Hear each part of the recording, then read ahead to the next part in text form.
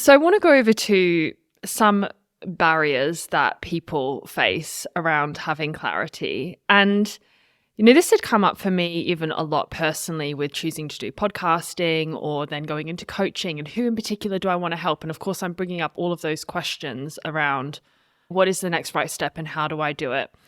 And I think often when we think about getting clarity, or we know in the absence actually of clarity that can bring a lot of stress and overwhelm and anxiety and feelings of confusion and inertia as well. Like we don't act because we're stuck in that overthinking space that we don't know the next right step. So we just stay paralyzed. But actually, I was doing a bit of research into this, and what I found a really interesting point is that oftentimes it is the fears and the doubts and the insecurities which actually precede clarity. Is that something you would attest to?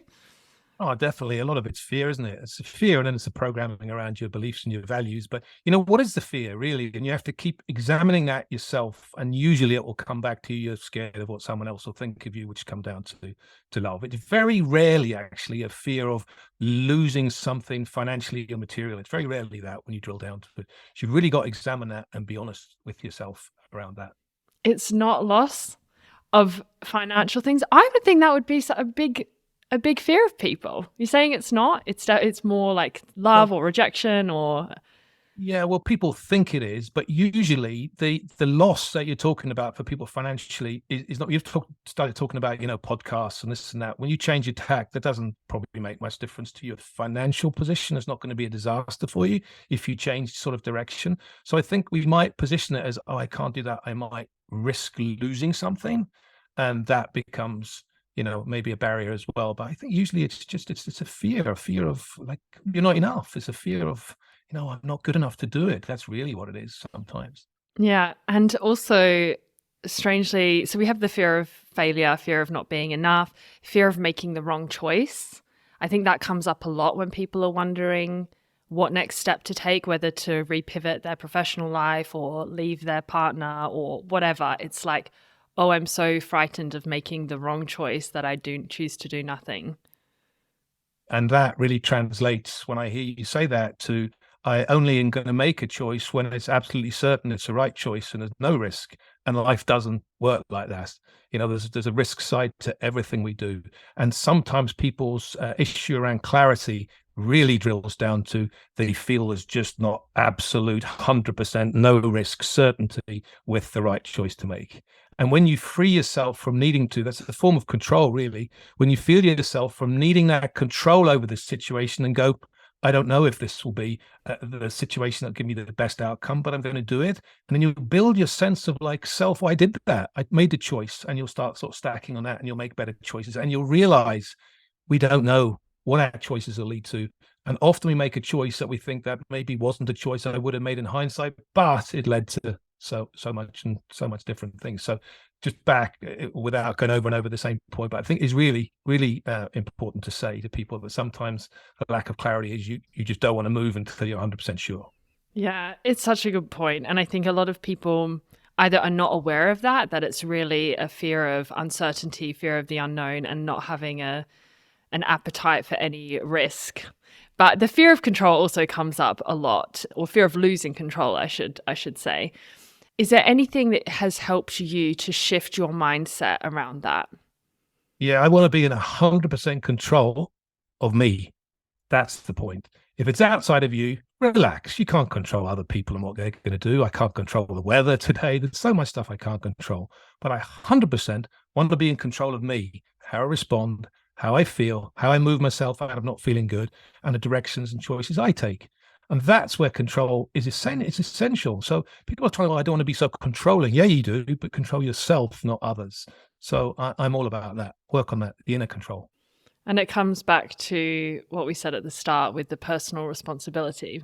I guess it goes hand in hand. Do you not want to take personal responsibility? I say to people, do you want someone else to be responsible for you? And we do grow up dependent for a long, long, long time, and we're kind of programmed to not be responsible.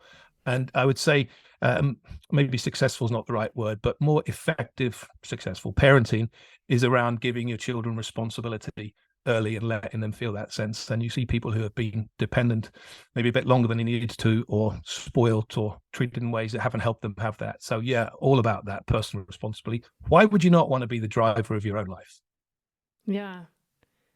I mean, thinking that on the devil's advocate part, because I think people in abstract, yes, they want to be in the driver's seat, not the passenger seat of their life, and they want to feel autonomous and have control. But yet so many of us are like, but I would prefer to have the guidance of somebody who knows more than me. I don't have the answers right now. I want somebody else to give me some answers to think about. Is that Oh, and part that's of it? great. Yeah. No, Yeah. that's great. I want people to give me answers about all the things I don't know or need help with.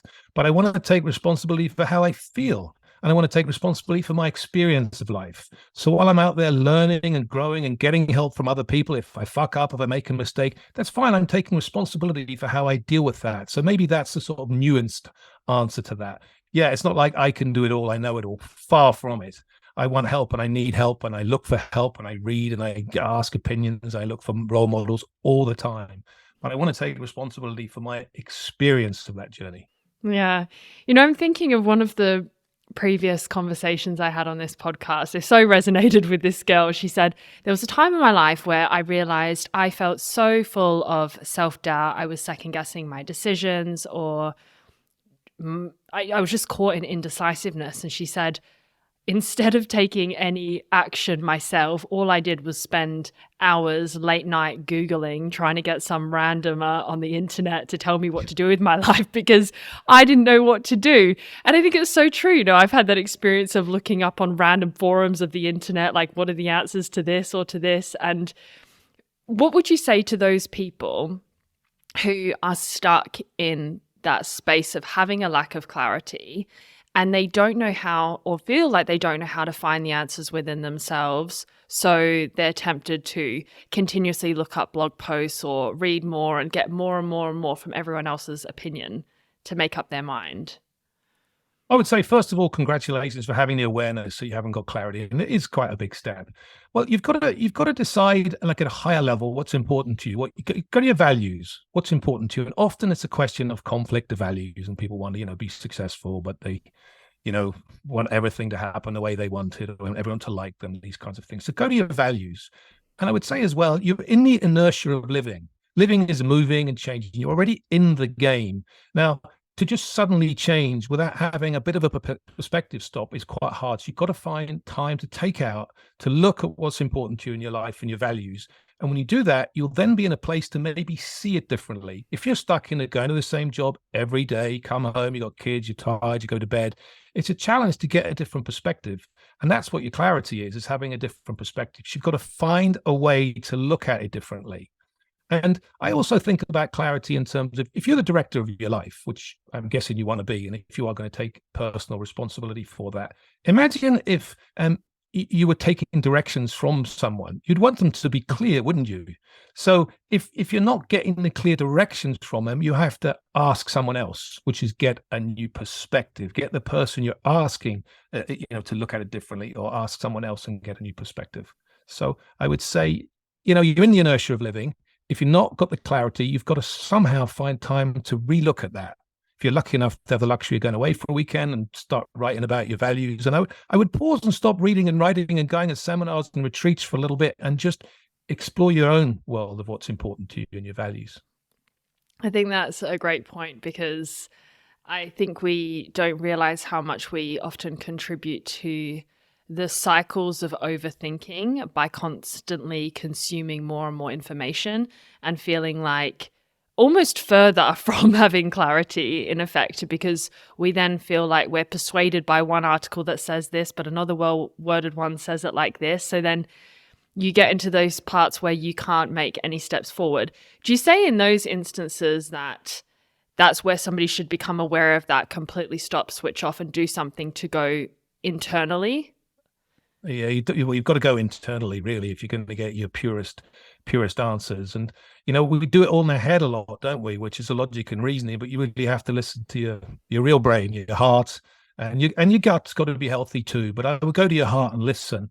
And sometimes we're so in our world of kind of survival financially, and just as I keep saying, the inertia of living, that we're not able to see clearly. So you need to find a way to see more clearly yourself without all the overwhelm of information, because it's just overloading.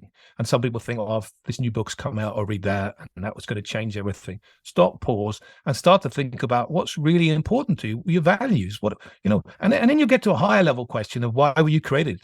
And that when you start getting answers to that, your own answers, your own philosophy around that, and it's not for me to give you my philosophy around that, but when you get your own philosophy and answers to that, then you have a clear sense of direction. In some ways, it doesn't matter about the little minutia steps you make along the way, because you're driven in a direction and you feel whole and you feel like you're growing and contributing.